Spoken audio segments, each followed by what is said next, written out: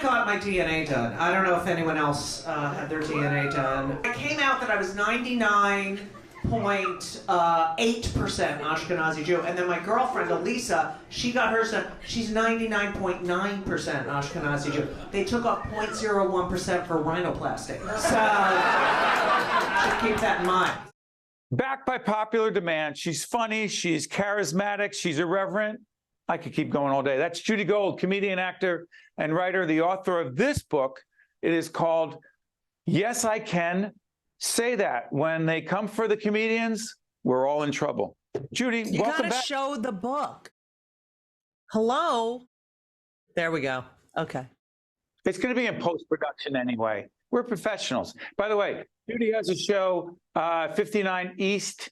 59? No, it's E. You're not supposed to say East. It's 59E59 theaters. Don't ask. What the?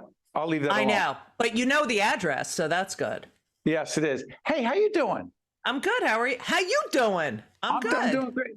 By the way, I had such a good time years ago when we used to be in person interviewing. Yes, and remember that? But there's still chemistry here. I feel it. Let me ask you this: when did you know you were funny? When did I know I was funny? Well, I would get in trouble a lot at school. But I think very young, where I would say the most inappropriate things and then get in trouble and be like, why, if I'm telling the truth, why am I not allowed to say that? You know, that always confused me.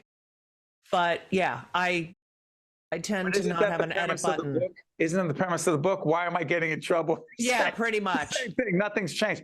Right. What has changed in your view? I mean, a whole bunch of things have changed. What are some of the biggest changes from your perspective, Judy? By the way, Judy's website's up. You can find out more about where she's performing. Some of the most significant and frankly, not healthy and dangerous changes in the world of comedy in the last several years. Oh my God. Comedians are being assaulted. Words are no longer able to be tolerated by people. It is okay. First of all, the book, by the way, is becoming an off-Broadway show at, as we said, 59E59. So we've taken this book and sort of brought it to life. But the book and the message in the book and the show, first of all, comedians speak truth to power, satire, comedy. It is part of the American experience. I mean, what other country sends comedians over to embedded military to make them feel better? You know, it's such an extension of our First Amendment rights. And now it has become this assault on everything. When a comedian tells a joke, they're not thinking about you. They're not thinking about your childhood trauma. It's not about you. Take a second and listen to what the comedian's intent is. It's ridiculous. You hear a word and you're like, I'm not listening to the rest of it. No, stop it. Oh, what? Sorry, my mic went crazy because stop it. I get so annoyed about this stuff. You say, I'm sorry for interrupting. You say, no, you're not. No, I am sorry because this is the thing I often see. You say Trump, you say Biden, you say COVID, you say whatever. It triggers someone in the audience and they start yelling. Now you're dealing with a heckler. Now it's not even that. I mean, we've always dealt with hecklers. There's no fourth wall. But we're past heckler territory where someone needs attention or wants to yell something out or like prove to their girlfriend they're really, we're done with that. We've moved on to, throwing things at the comedians. I saw that. Assaulting them, yelling, waiting for them after the show, and beating them up. It is, it's not just, I have to say, I've been doing this almost 40 years, and every president has been fodder for material, no matter what side you're on. You made fun of Clinton, you made fun of Bush, you made fun of Reagan, you made fun of Carter. All right, I wasn't doing stand-up when Carter was in office, but Obama hard to make fun of? Obama, no, I totally made fun of Obama. Everyone made fun of the presidents. It's part of them being the president of this country, And it got to the point in 2015, 16, where you couldn't make fun of Trump because people would literally, you couldn't even make fun of something benign like his hair.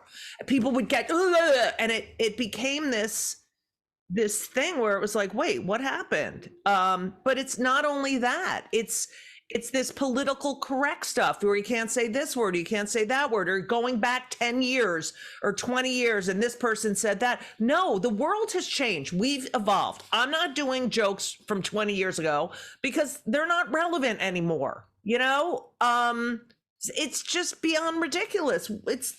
And this assault, it's an assault. Yeah. Well, first. A lot. And by the way, look at the graphic that's coming up. It's what's so funny. Now you're going to wonder, it's a new series that we have talking to the most interesting, provocative, thoughtful comedians across the region and the nation, also focused in New Jersey as well. This pisses you off. It's totally pisses me.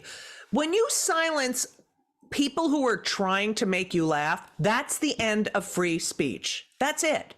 You know, Hitler, I don't know if you heard of Hitler. Yeah, well, very funny comedian. Anti-Semitism right now too. Yeah. Go ahead. But Hitler, because comedy's a weapon, because it tells the truth, and people feel threatened by it. And Hitler passed this Treachery Act in 1934, where you could not make fun of the Third Reich. You would get killed or punished for even listening to a joke because it weakened their propaganda or what, you know. We're headed in that direction. You know, we're headed in, like, you know, we're banning books, we're banning ideas, we're telling people what they can and cannot learn, or talk about. No, this is the end of free speech. It's the First Amendment. It's the first one. It have to be the end. How do we fight back? Well, I'm fighting back. What you're doing right now? Right. You gotta speak out, and you have to stop being, you know, afraid. A joke without context, nuance, and intent is not a joke. If you're just going to get offended, you know, remember when you got offended, like you'd see something, you'd be like, I don't think that's funny. And then you'd move on with your life. No one does that anymore because we have social media. So they just try to ruin that person's entire livelihood. Are there some lines here? Because when Dave Chappelle, and I watched his special, he clearly made a lot of jokes about the LGBTQ community, the transgender community. And where is the line different for everyone, every situation? You know, I think, you know, George Carlin said it's a comedian's job to find the line, cross it, and make the audience glad that you did. And, you know, when I think of Dave, I believe in free speech, all speech. I think you have to protect free speech. Did I laugh at every one of Dave's jokes? No, but I could have changed the channel, or I could have just shut it off. But you know, I don't have to. But don't we have to protect on some level folks who already are targeted for who they are? Yeah, I think they're lazy jokes. They're not funny. Targeting people, marginalized people who are in really bad situations like anti-Semitism and stuff like that, you know, and anti-trans and racist and anti-immigrant and anti-Asian, like, I mean, we could go on and on. It's not funny. Make a funny joke. If you're gonna, you can joke about anything as long as the joke is funny and well crafted. Why Dave wanted to spend his entire special on trans issues and his opinion about them, I don't know. I mean, I think it's a weird choice. But we live in a country where you're allowed to say whatever you want. And that's why this book, Yes, I Can Say That, which is now, tell everyone again where the play is. Where? So the play is at 59E59 theaters. And if you want to know the address, Judy Gold is comedy gold, public television gold. You're the best. Judy, I wish you and everyone tied to your team all the best moving forward. Thank you so much. Thanks for having me. That's Judy. She's funny. I'm not. I think I am, but I'm not. See you next time. One-on-One with Steve Adubato has been a production of the Caucus Educational Corporation. Funding has been provided by TD Bank, Rutgers University, Newark, PSEG Foundation, Newark Board of Education, the New Jersey Education Association, New Jersey Sharing Network, the Port Authority of New York and New Jersey, the Fidelco Group, and by the Russell Berrie Foundation. Promotional support provided by New Jersey Globe and by bestofnj.com. New Jersey is home to the best public schools in the nation, and that didn't happen by accident. It's the result of parents, educators, and communities working together year after year to give our students a world-class education, no matter the challenge. Because parents and educators know that with a shared commitment to our public schools, our children can learn, grow, and thrive.